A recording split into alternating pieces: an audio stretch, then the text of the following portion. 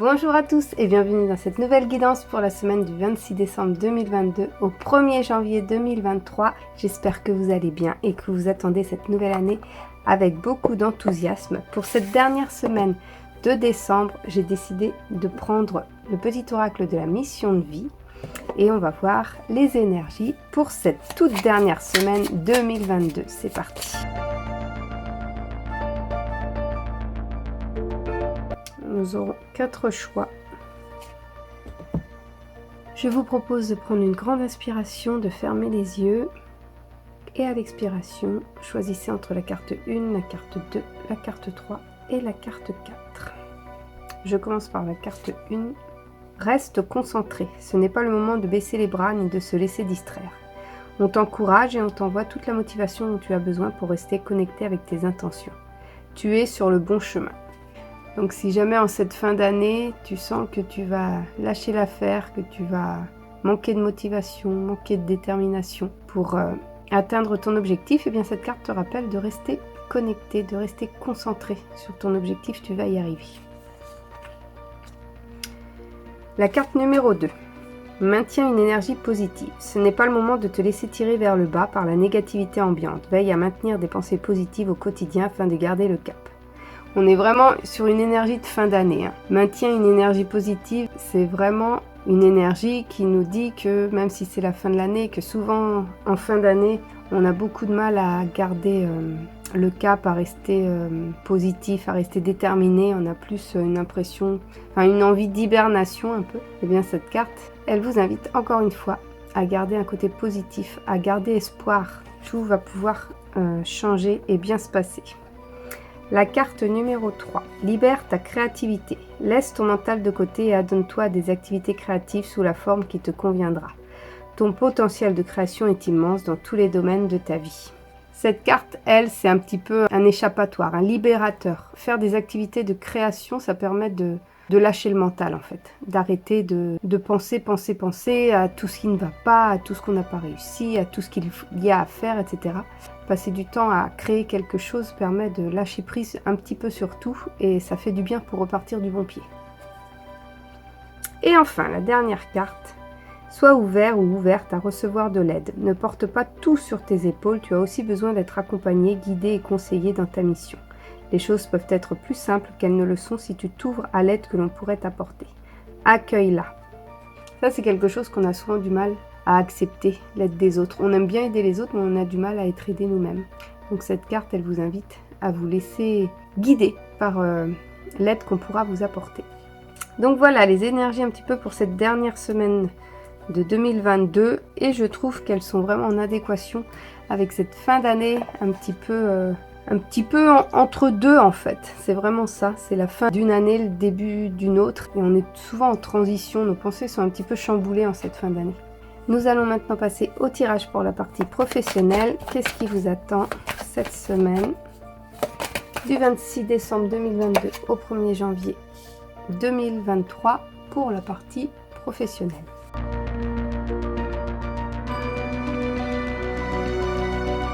Alors pour la partie professionnelle, nous avons le 6 d'épée, le 9 de coupe, le chevalier de pentacle, le 7 de coupe, le roi de bâton, le 10 de coupe, le 6 de bâton, le 4 de coupe,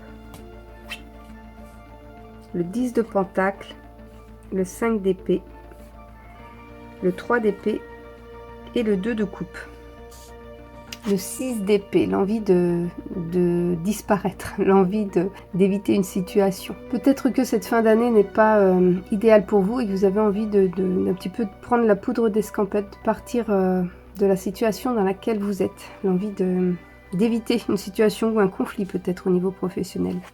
Le 9 de coupe, l'envie de développer autre chose professionnellement parlant, d'aller vers autre chose de plus inspirant pour vous, de plus motivant. Le chevalier de pentacle, il y a une action, vous êtes peut-être au début d'un nouveau projet, donc vous avez envie d'y aller, vous avez envie de passer à l'action. Peut-être est-ce qu'il va falloir attendre ce début d'année justement. Ça vous mène en fait, vous avez vraiment envie de vous y mettre. Le 7 de coupe, il va y avoir des choix à faire, mais des choix où vous avez tellement de possibilités en fait, professionnellement parlant, que vous hésitez. Vous hésitez à faire un choix, mais cette carte, elle vous rappelle qu'il va quand même falloir faire un choix dans toutes les possibilités que vous avez pour pouvoir avancer. Le roi de bâton, une envie de planifier, ça tombe bien puisque cette semaine c'est la dernière semaine de l'année 2022, c'est donc bon signe de vouloir planifier un petit peu ce qui va se passer pour la suite. Voilà, vraiment l'envie de planifier, d'organiser ce qui va pouvoir se passer pour cette année 2023, professionnellement parlant. Le 10 de coupe, plutôt envie de profiter pour cette fin d'année, ne pas avoir peut-être trop envie de penser aux futurs objectifs. Là, vous savourez un petit peu ce que vous avez récolté pour cette année 2022. Le 6 de bâton, il y a beaucoup de partage au niveau professionnel, beaucoup de sympathie, de récompense, j'ai envie de dire. Vous allez être apprécié pour tout ce que vous avez donné, peut-être pour l'année, peut-être pour cette semaine, peut-être pour ce dernier mois. Voilà, il y a vraiment une idée de récompense, d'appréciation. Le 4 de coupe, vous n'êtes pas satisfait. Peut-être est-ce que vous êtes arrivé au bout d'un projet ou vous avez réalisé un projet qui ne vous a pas satisfait. Cette semaine qui tombe pile à la fin de l'année, j'ai vraiment des énergies que je ressens plus pour cette fin d'année que pour cette semaine particulièrement. Et là, oui, il y a un sentiment d'insatisfaction, comme si vous n'aviez pas réussi à aller au bout de ce que vous souhaitiez. Cette carte, elle vous invite à regarder ce que vous avez fait quand même, ce que vous avez réussi à réaliser. Il y a toujours quand même du progrès, malgré le fait qu'on n'ait pas atteint son objectif. Le 10 de pentacle, une certaine sérénité financière au niveau professionnel, peut-être une prime, un avantage, quelque chose qui va vous permettre de passer cette dernière semaine de l'année en toute sérénité. Le 5 d'épée. Peut-être est-ce que quelqu'un va vouloir se mettre en avant plus que vous, profiter peut-être de votre absence pendant les vacances ou... Ouais, j'ai l'impression que c'est pendant votre absence que quelqu'un va vouloir un petit peu tirer la couverture à lui et qu'il va vouloir un petit peu tirer son épingle du jeu, donc il va falloir rester prudent par rapport à cette personne. Le 3 d'épée, vous allez vous sentir blessé, peut-être justement à cause de cette personne qui va peut-être dire des choses sur vous par rapport à votre travail, par rapport à ce que vous avez exécuté, ou remettre, s'il y a une erreur ou une faute, la remettre sur vous pendant que vous êtes absent, et vous allez vraiment prendre ça très, très à cœur. Vous allez être très perturbé par cette remarque, cette attitude. Et le 2 de coupe pour cette fin d'année, si vous attendiez une réponse pour un éventuel contrat, il est fort possible que vous puissiez signer celui-ci, qu'il soit accepté. Donc voilà, ça c'était pour la partie professionnelle et nous allons passer directement à la partie sentimentale. Qu'est-ce qui vous attend sentimentalement parlant cette semaine du 26 décembre 2022 au 1er janvier 2023?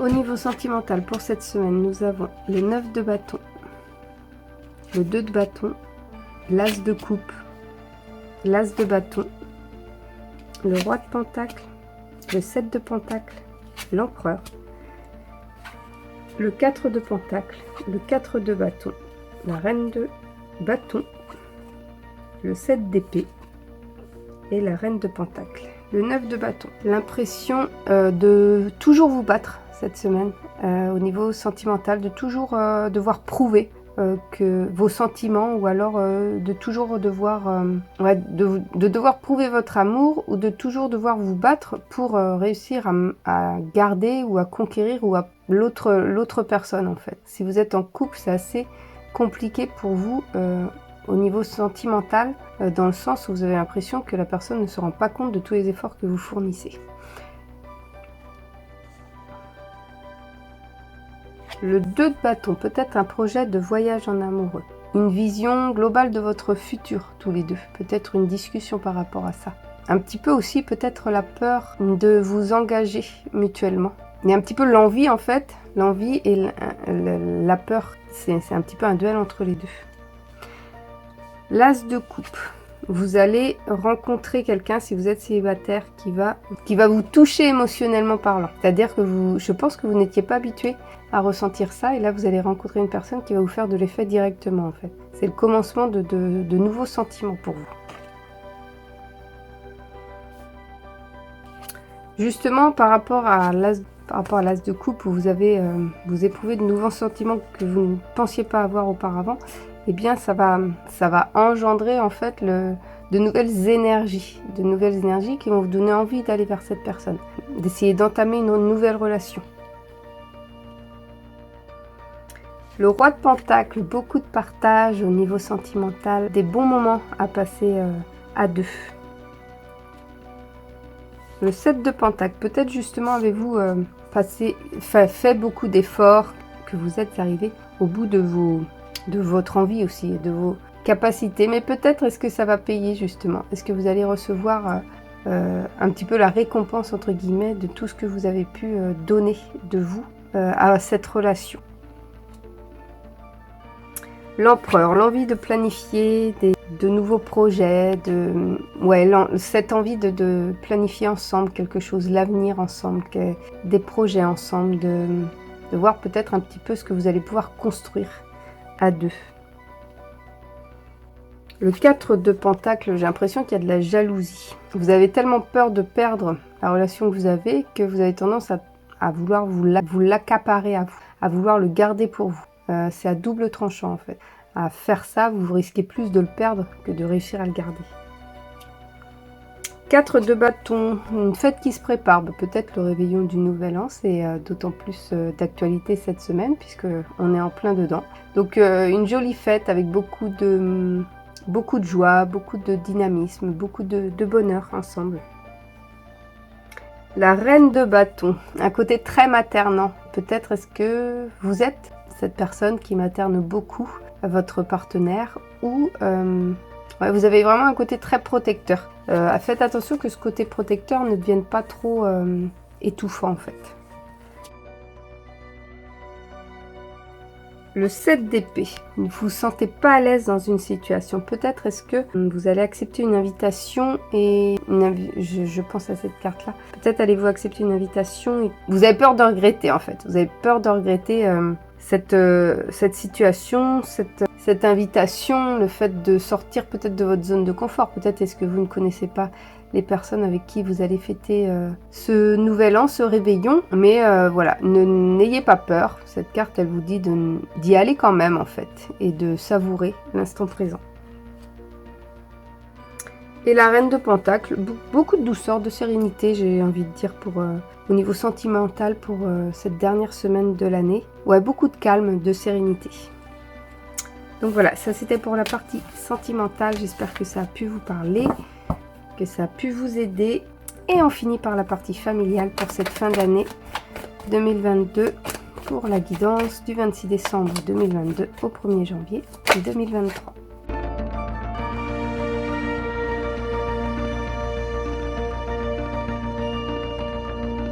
Alors pour la partie familiale, cette semaine nous avons l'hiérophante, le 2 de pentacle, le 10 de coupe, le pendu, le 9 de bâton, le jugement, le 3 de bâton, le 6 de coupe, le 7 de pentacle, le 3 de pentacle, le 8 de coupe et le 8 de bâton. L'hiérophante, il y a un dominant cette semaine au niveau familial. Peut-être est-ce que cette carte elle vous indique d'essayer de trouver l'équilibre. C'est bien de maintenir à flot la famille, mais aussi il faut peut-être tenir compte des avis des uns et des autres et ne pas croire que tout le monde va valider absolument ce que souhaite cette personne dominante dans la maison. D'ailleurs on a le 2 de pentacle. C'est vraiment l'aspect d'équilibre, hein, les deux cartes là d'ailleurs. C'est un équilibre à trouver au niveau familial, à trouver ou à retrouver, ou à maintenir. Un besoin d'équilibre. Ouais. Pour certains d'entre vous, ça va vraiment être des retrouvailles, ça va vraiment être une célébration en famille, des bons moments à passer, des rires, du partage, vraiment du bonheur. Mais juste profiter de l'instant présent. Le pendu, l'impression d'être incompris, l'impression de ne pas faire partie de cette famille. Il y a quelqu'un dans la famille qui a l'impression d'être un peu à part, qui peut-être ne se sent pas bien.